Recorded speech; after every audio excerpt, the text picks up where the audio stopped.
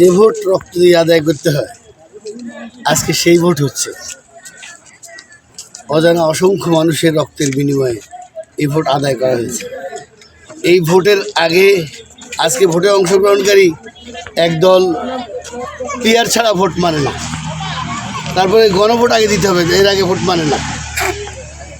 যদি বিএনপি ধৈর্যের সাথে ভোটটা না চাইতো আজও সেই ভোট হতো না।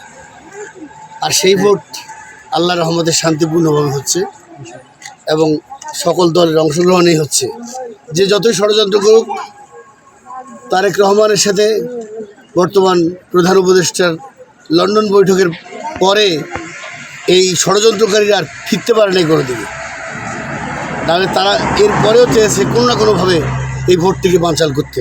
এখনও ষড়যন্ত্র হচ্ছে, ষড়যন্ত্র চলছে, কিন্তু আমরা এই বাংলাদেশের মানুষ অবশ্যই ষড়যন্ত্র রুখে দেবে এবং গণহারে যেভাবে শান্তিপূর্ণভাবে ভোট দিচ্ছে, এতে যদি এরপর কোনো মেকানিজম করা না হয় তাহলে অবশ্যই বাংলাদেশের মানুষের আশা আকাঙ্ক্ষার প্রতিফলন ঘটবে এই ভোটের মাধ্যমে। ভোট দিতে আসছেন, জি একজন ভোটার এখানে, হ্যাঁ, আপনার এখানে ভোট দিতে আসছেন, এখন এখানে কি শান্তি শৃঙ্খলা ভোট হচ্ছে? হ্যাঁ, একদম সম্পূর্ণ শান্তিপূর্ণভাবে ভোট হচ্ছে।